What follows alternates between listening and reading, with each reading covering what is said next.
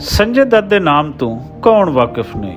ਮਸ਼ਹੂਰ film industry ਦੇ hero ਜਿਨ੍ਹਾਂ ਦੀਆਂ ਕਈ ਮਸ਼ਹੂਰ ਫਿਲਮਾਂ ਹਨ, ਉਹ ਦੱਸਦੇ ਹਨ ਕਿ ਇੱਕ ਰਾਤ ਮੈਂ 2 ਵਜੇ ਦੇ ਕਰੀਬ ਆਪਣੇ ਘਰ ਵਾਪਸ ਆਉਂਦਾ ਹਾਂ ਅਤੇ ਮੈਂ ਦੇਖਿਆ ਕਿ ਮੇਰਾ ਬਾਪ ਪਰੇਸ਼ਾਨ ਬੈਠਾ ਹੈ।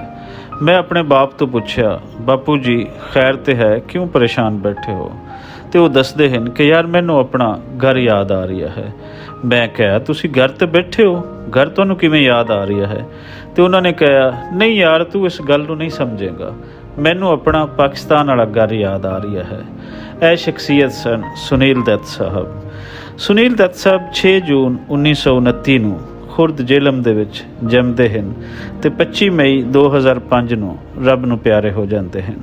ਸੁਨੀਲ ਦੱਤ ਸਾਹਿਬ ਨੇ ਫਿਲਮ ਇੰਡਸਟਰੀ ਦੇ ਵਿੱਚ ਇੱਕ ਵੱਡਾ ਨਾਮ ਕਮਾਇਆ। ਅਗਰ ਅਸੀਂ ਉਹਨਾਂ ਦੀਆਂ ਮਸ਼ਹੂਰ ਫਿਲਮਾਂ ਦੇ ਨਾਮ ਲਵਣਾ ਚਾਹੀਏ ਤਾਂ ਉਹਨਾਂ ਦੇ ਵਿੱਚ ਕੁਝ ਵੱਡੀਆਂ ਫਿਲਮਾਂ ਰੇਲਵੇ ਪਲੇਟਫਾਰਮ, ਏਕ ਹੀ ਰਾਸਤਾ, मदर इंडिया, साधना, इंसान जाग उठा, मुझे जीने दो, वक्त, ख़ानदान, मेरा साया, मिलन, मेहरबान, हमराज, हीरा, नागन, जानी दुश्मन, मुकाबला ते शान जिहियां कई मशहूर फिल्मां हैं। ਉਹਨਾਂ ਨੂੰ ਕਈ ਵੱਡੇ ਅਵਾਰਡ ਵੀ ਮਿਲੇ, ਜਿਨ੍ਹਾਂ ਦੇ ਵਿੱਚ ਕੁਝ ਅਵਾਰਡ ਇਹ ਹਨ। ਫਿਲਮਫੇਅਰ ਅਵਾਰਡ ਮਿਲਿਆ, ਫਿਰ ਨੈਸ਼ਨਲ ਫਿਲਮ ਅਵਾਰਡ ਮਿਲਿਆ, ਪਦਮਾ ਸ਼੍ਰੀ ਅਵਾਰਡ ਮਿਲਿਆ, Filmfare life time achievement award ਉਹਨਾਂ ਨੂੰ ਮਿਲਿਆ, ਗਲੋਰੀ ਆਫ ਇੰਡੀਆ ਅਵਾਰਡ ਜਾਏ, ਕਈ ਅਵਾਰਡ ਉਹਨਾਂ ਨੇ ਆਪਣੇ ਨਾਂ ਕੀਤੇ। ਫਿਰ 1984 ਦੇ ਵਿੱਚ ਇੰਡੀਅਨ ਨੈਸ਼ਨਲ ਕਾਂਗਰਸ ਜੁਆਇਨ ਕੀਤੀ ਅਤੇ ਉਸ ਵੇਲੇ ਤੋਂ ਉਹ ਸਿਆਸਤ ਦਾ ਹਿੱਸਾ ਬਣ ਗਏ। Minister of youth affairs and sports ਵੀ ਰਹੇ ਔਰ ਇਹ ਮਿਨਿਸਟਰ ਬਣਦੇ ਆ ਮਨਮੋਹਨ ਸਿੰਘ ਦੀ ਸਰਕਾਰ ਦੇ ਅੰਦਰ। ਇੱਕ ਵੱਡਾ ਨਾਮ ਕਮਾਇਆ, ਲੇਕਿਨ ਹਮੇਸ਼ਾ ਆਪਣੇ ਪਿੰਡ ਨੂੰ ਤਰਸਦੇ ਰਹੇ। ਆਪਣੇ ਪਿੰਡ ਆਉਣ ਦੀ ਉਹਨਾਂ ਦੀ ਖਾਹਿਸ਼ ਪੂਰੀ ਹੁੰਦੀ ਹੈ 1998 ਦੇ ਵਿੱਚ, ਜਦੋਂ ਉਸ ਵੇਲੇ ਦੇ ਵਜ਼ੀਰ ਆਜ਼ਮ ਨਵਾਜ਼ ਸ਼ਰੀਫ ਦੀ ਦਾਵਤ 'ਤੇ ਉਹ ਪਾਕਿਸਤਾਨ ਆ ਜਾਂਦੇ ਹਨ।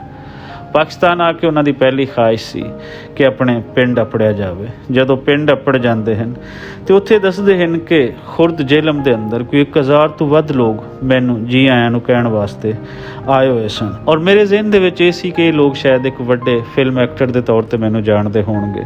ਲੇਕਿਨ ਮੈਂ ਉਸ ਵੇਲੇ ਹੈਰਾਨ ਹੋਇਆ ਕਿ ਜਦੋਂ 50 ਸਾਲ ਪਹਿਲੇ ਦਾ ਬਲਰਾਜ ਦੱਤ ਵੀ ਉਹਨਾਂ ਨੂੰ ਯਾਦ ਸੀ। ਮੇਰੀ ਖਾਹਿਸ਼ ਸੀ ਕਿ ਮੈਂ ਆਪਣਾ ਘਰ ਵੇਖਾਂ, ਲੇਕਿਨ ਲੋਕਾਂ ਮੈਨੂੰ ਦੱਸਿਆ ਕਿ ਉਹ ਘਰ ਤਾਂ ਢਹਿ ਗਿਆ ਹੈ, ਲੇਕਿਨ ਤੁਹਾਡੇ ਚਾਚੇ ਦਾ ਘਰ ਅਜੇ ਸਲਾਮਤ ਹੈ। ਮੈਂ ਚਾਚੇ ਦੇ ਘਰ ਗਿਆ ਅਤੇ ਮੈਂ ਉਹ ਕਮਰਾ ਵੀ ਦੇਖਿਆ ਜਿੱਥੇ ਮੈਂ ਪੜ੍ਹਦਾ ਸਾਂ।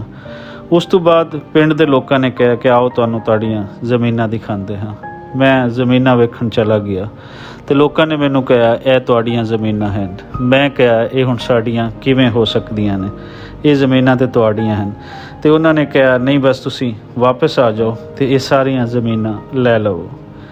ਮੇਰੀ ਖਾਹਿਸ਼ ਸੀ ਕਿ ਮੈਂ ਆਪਣੇ ਉਸ ਪਿੰਡ ਵੀ ਜਾਵਾਂ ਜਿੱਥੇ ਮੇਰਾ ਸਕੂਲ ਸੀ, ਜਿੱਥੇ ਮੈਂ ਪੜ੍ਹਨ ਜਾਂਦਾ ਸੀ। ਸੋ ਮੈਂ ਲੋਕਾਂ ਦੇ ਨਾਲ ਉਸ ਪਿੰਡ ਵੀ ਗਿਆ, ਜਿੱਥੇ ਇੱਕ ਬੀਬੀ ਮੇਰੇ ਤੋਂ ਪੁੱਛਿਆ ਤੇਰੀ ਮਾਂ ਕੁਲਵੰਤੀ ਦਾ ਕੀ ਹਾਲ ਹੈ। ਮੈਂ ਇਹ ਸੁਣ ਕੇ ਹੈਰਾਨ ਹੋਇਆ ਕਿ ਉਹਨਾਂ ਨੂੰ ਮੇਰੀ ਮਾਤਾ ਜੀ ਦਾ ਨਾਮ ਵੀ ਅਜੇ ਯਾਦ ਸੀ।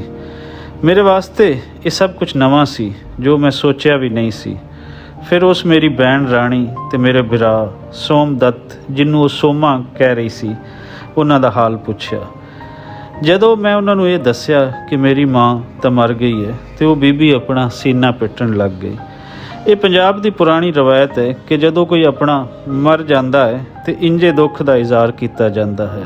ਸੁਨੀਲ ਦੱਤ ਹੋਰਾਂ ਆਪਣੇ ਇੱਕ ਇੰਟਰਵਿਊ ਦੇ ਵਿੱਚ ਉਸ ਸ਼ਖਸ ਨੂੰ ਵੀ ਯਾਦ ਕੀਤਾ ਹੈ ਜਿਨ੍ਹਾਂ ਨੇ ਉਸ ਦੀ ਫੈਮਿਲੀ ਨੂੰ ਬਚਾਇਆ ਸੀ। ਪਾੜਿਆਂ ਵੇਲੇ 47 ਵੇਲੇ ਉਹਨਾਂ ਦੀ ਫੈਮਿਲੀ ਨੂੰ ਬਚਾਉਣ ਵਾਲਾ ਇੱਕ ਮੁਸਲਮਾਨ ਕਰਦਾਰ ਯਾਕੂਬ ਸੀ, ਜਿਨ੍ਹਾਂ ਨੂੰ ਉਹ ਕਦੀ ਨਹੀਂ ਭੁੱਲੇ।